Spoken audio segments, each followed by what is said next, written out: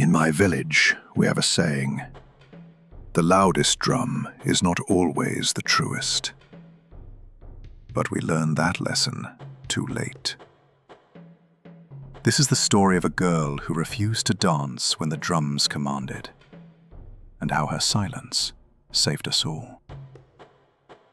The village of Cautionary was known throughout the Seven Kingdoms for one thing: our drums. Not just any drums, sacred drums. Drums that had been blessed by our ancestors 5 generations ago. Drums that, when played, could make anyone dance. And I mean anyone. Children would drop their toys mid-play and dance. Elders would rise from their mats and dance. Even the sick would find strength to move their feet. It wasn't magic, our elders said. It was blessing. The ancestors had gifted us rhythm so pure, so perfect, that the body had no choice but to obey. We were proud of this. We built our entire culture around it.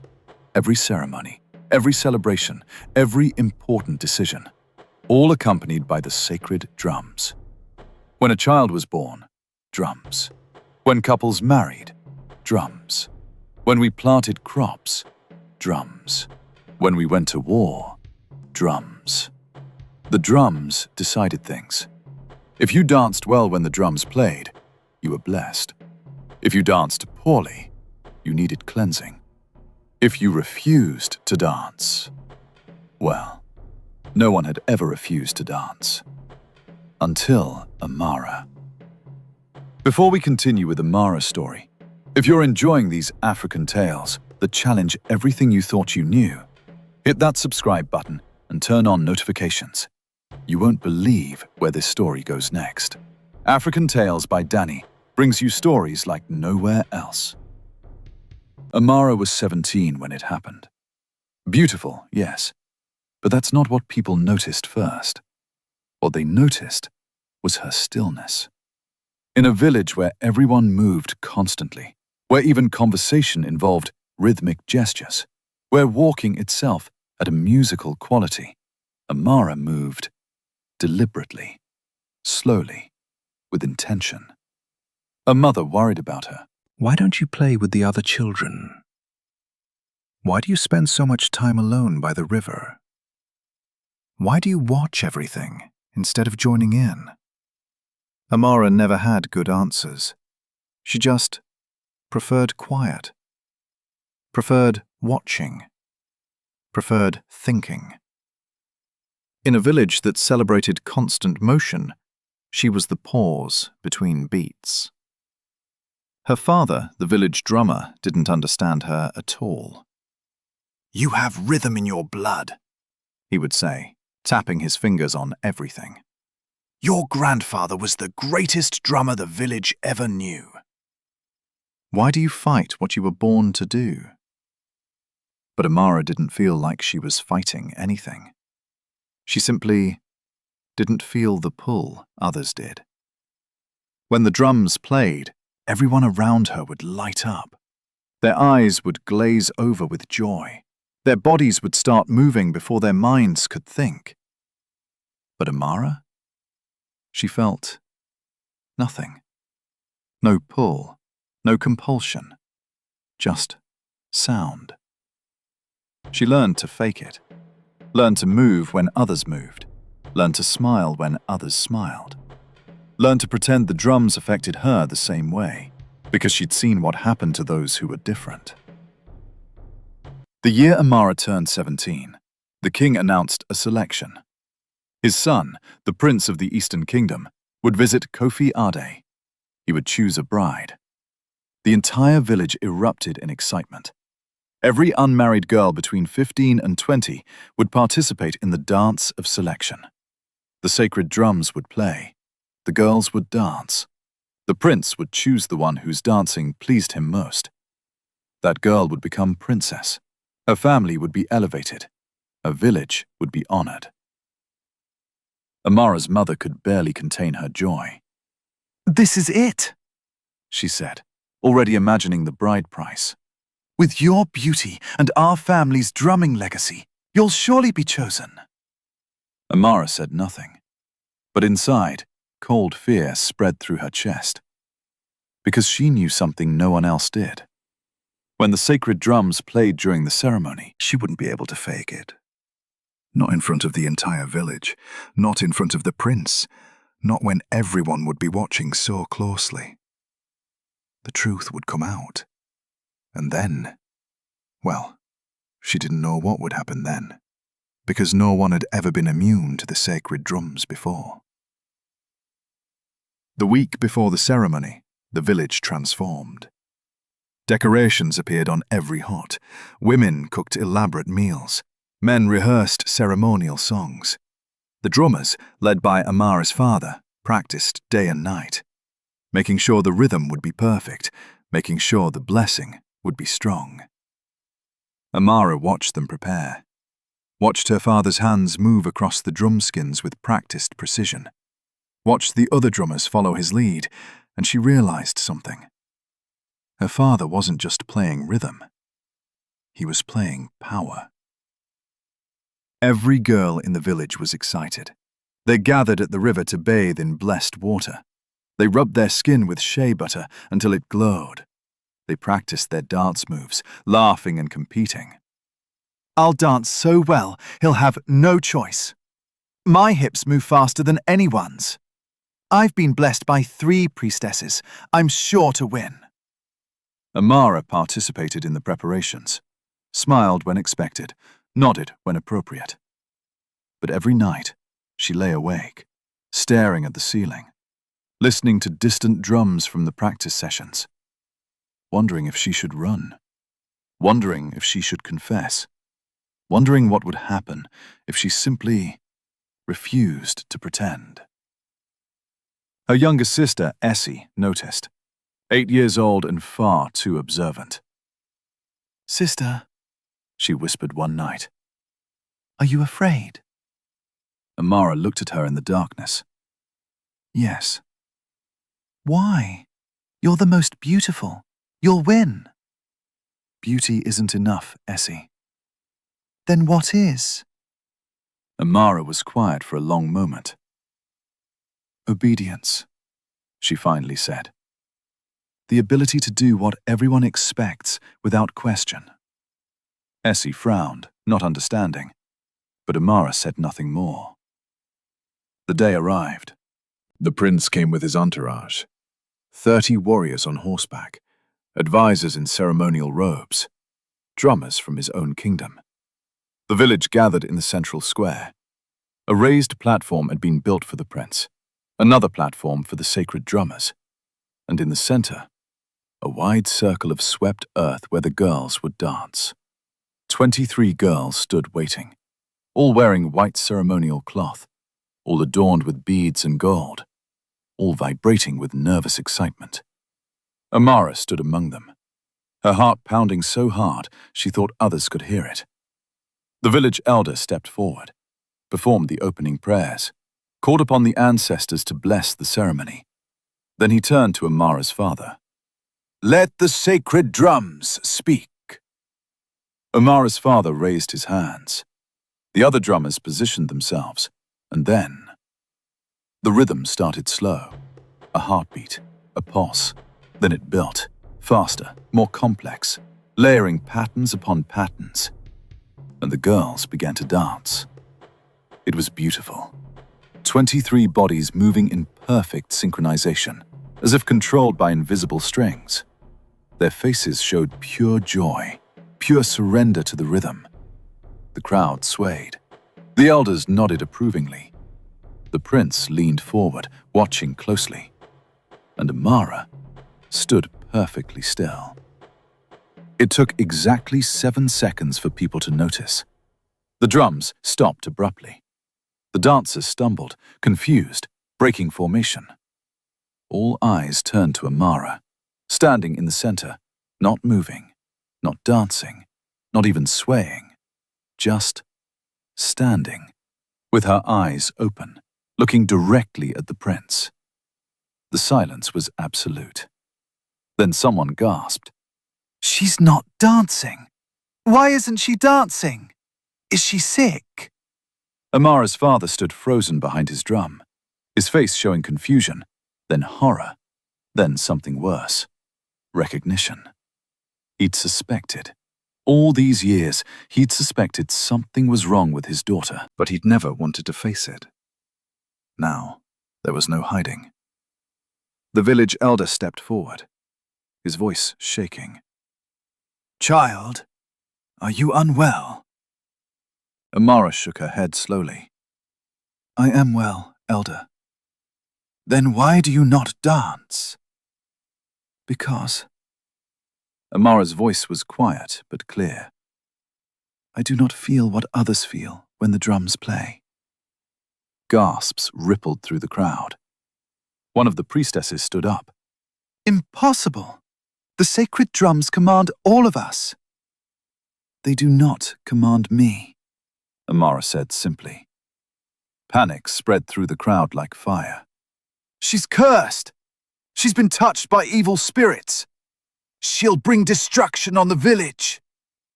Amara's mother rushed forward, grabbed her daughter's arm. "Dance!" she hissed. "Dance now! Stop this madness!" "I cannot dance to what I do not feel, Mother." "You're ruining everything. Our family, our honor, was built on a lie," Amara said, louder now, turning to face the entire village. "I have faked it my entire life, moving when others moved, pretending to feel what I did not feel. But I will not pretend anymore. The drums do not move me. They never have." The crowd erupted. Amidst the chaos, a voice cut through, strong, calm, commanding. "Silence!" The prince stood. Everyone froze. He descended from his platform, walked through the crowd, stopped directly in front of Amara. She met his eyes, not defiant, not afraid, just honest. "You do not hear the drums?" he asked. "I hear them," she replied. "I simply do not obey them." "And you have never obeyed them?" "Not truly. I have pretended. But no, I have never felt the compulsion others feel." The prince was quiet for a long moment. Then he turned to the village elder. "These drums, they are considered sacred, yes?" "Yes, Your Highness. Blessed by our ancestors. They control people," the prince interrupted. His voice had gone cold. "They remove choice. They remove will." The elder looked confused. "They bring unity, Your Highness." "They bring us together." "Or they force you together," the prince said. He looked around at the villagers. "Tell me, when the drums play, do you choose to dance? Or must you dance?" Uncertain silence. I want to dance," someone said. "But can you stop?" the prince pressed. "If you wanted to remain still, could you?" No one answered, because they'd never tried. The prince turned back to Amara. "In my kingdom," he said, "we have a word for magic that removes choice. We call it a curse." Gasps. "That's blasphemy!" a priestess shouted. "Our drums are blessed." "Blessed or cursed," the prince said, "depends on whether you have the freedom to refuse." He looked at Amara with something like respect. "This girl is the only free person in your entire village. And that," he said clearly, "is why I choose her." Chaos. Absolute chaos.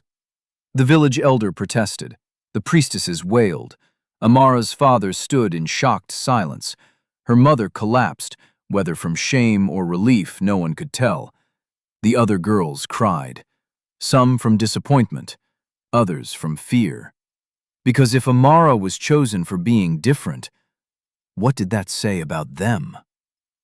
The prince's guards surrounded Amara, not to imprison her, to protect her, because the crowd was getting ugly. She's cursed! She'll bring ruin! The ancestors will be angry! The prince raised his hand for silence. I will take her, he announced, but I have a condition. Wait, you need to hear what the prince demands. But first, drop a like if this story is blowing your mind right now. And comment below, Team Amara or Team Sacred Drums? Let's see where you stand. Don't forget to share this with someone who needs to hear this tale. For one full season, your village will not play the sacred drums. Horror swept through the crowd. Impossible! We cannot function without the drums. Our crops, our ceremonies, everything depends on them. Then you have learned nothing, the prince said coldly. For one season, You will live without compulsion. You will discover who you truly are when you have the freedom to choose. If, at the end of that season, you still believe the drums are a blessing, he paused. then I will return them to you. But if you discover they were chains you called gifts, then you will thank this girl for showing you the truth. That first week was hell. No drums meant no rhythm to daily life. People woke confused, worked without the usual patterns, found themselves uncertain how to act without the drums telling them when to move. Children cried, asking why the drums were silent. Elders sat in confused circles, unsure how to conduct ceremonies. Farmers planted crops in awkward silence, missing the rhythm that usually coordinated their work. Many blamed Amara, cursed her name, wished she'd never been born. But slowly, very slowly, things began to change. It started with the children. Without the drums, they had to invent their own games, create their own rhythms, make their own choices about how to play. And they became creative, more imaginative, more individual. Then the adults noticed something. Without the drums, people's personalities emerged. Some naturally moved fast. Others preferred slowness. Some liked to work alone. Others thrived in groups. For generations, the drums had made everyone the same. Now, differences appeared. And with differences came conflict. Arguments broke out about everything. How to plant crops, how to raise children, how to conduct ceremonies. Things that had been automatic for generations suddenly required discussion, decision, choice. Some hated it. Others felt something they'd never experienced before. Freedom. From the prince's kingdom, Amara sent letters. Her sister Essie read them aloud to anyone who would listen. Dear Essie, the prince asked me why I never told anyone about the drums. I said I tried once when I was 6. I told Mother I didn't feel the pull. She said I was being difficult. Said I needed to pray harder. Said the ancestors would be disappointed. So I learned to pretend. Learned that being honest about what I didn't feel was worse than lying about what I did. Here, in the prince's kingdom, people dance because they choose to. Sometimes they dance. Sometimes they sit still. Both are acceptable. Both are honored. I'm learning what it means to move because I want to, not because I must. It is terrifying and wonderful. Tell Father I do not hate the drums. I hate what the drums took from all of you. The ability to know your own minds. Essie folded the letter carefully. Around her, villagers sat in silence. Some angry, some thoughtful, some beginning to understand. 3 months into the season of silence, it happened. A young man, barely 20, stood up during a village meeting. His name was Kofi, son of one of the master drummers. I have something to confess, he said. Everyone turned to him. I hate drumming. His father stood up, shocked. What are you saying? I've always hated it, Kofi continued, voice shaking. But it's our family legacy, our honor. So I learned. I practiced until my hands bled. I became good at something I despised. And when the sacred drums played, I felt the same compulsion as everyone else. So I thought, maybe I was wrong. Maybe I did love it. But without the drums these past months, I've realized the truth. I don't want to be a drummer. I want to be a healer. Silence. Then, a woman stood. I don't want to cook anymore. I want to learn to weave. Another voice. I don't want 6 children. I only wanted 2, but everyone said. Another. I don't want to marry. I never did. But the drums played at every wedding, and I felt. One by one they rose, confessing the desires they'd suppressed, the dreams they'd buried, the choices they'd never been allowed to make. Because the drums had made everything automatic, had removed the burden of decision. And in removing that burden, had removed their humanity. On the final night before the season ended, the village elder called a meeting. He was old, had served as elder for 40 years, and he looked tired. I have been thinking, he said slowly, about the drums, about our history. And I remembered something. A story my grandmother told me when I was very young. A story I had forgotten. Or perhaps a story I chose to forget. He paused. 5 generations ago, when the drums were first blessed, it was not a blessing. It was a curse. Gasps. Our ancestors had refused to pay tribute to a powerful kingdom, refused to send workers to build their temples. So that kingdom's priests cursed us, made it so we could never refuse again, made it so our bodies would obey any rhythm commanded, made us controllable. We called it a blessing because we had to. Because accepting it as a curse meant accepting we were slaves. Slaves to rhythm. Slaves to compulsion. Slaves to the very thing we claimed made us special. He looked around at the silent villagers.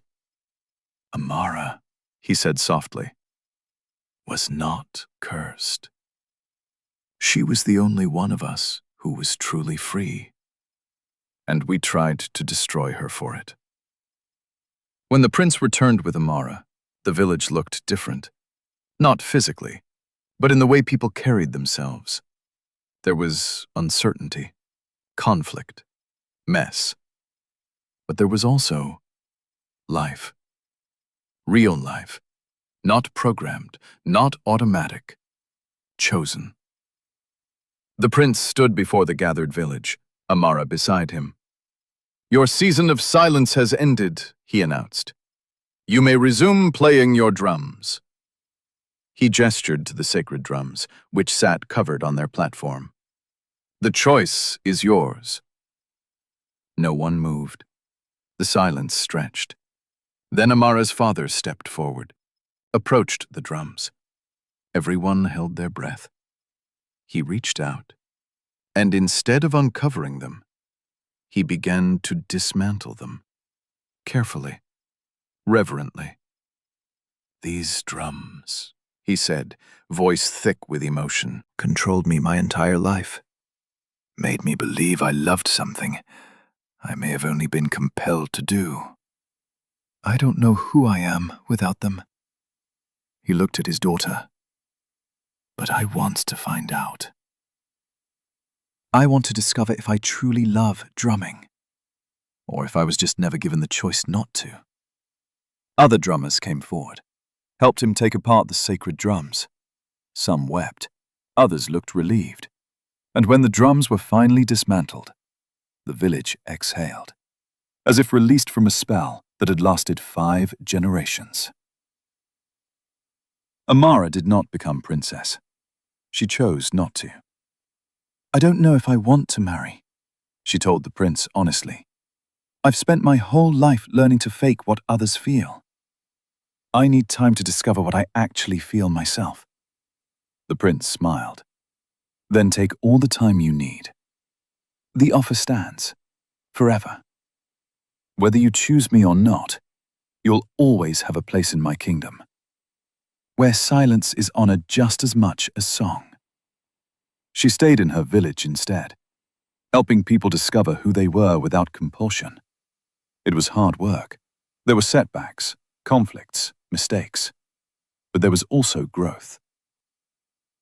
Her sister Essie, now 9, asked her one evening, "Sister, do you miss the drums?" Amara thought about it.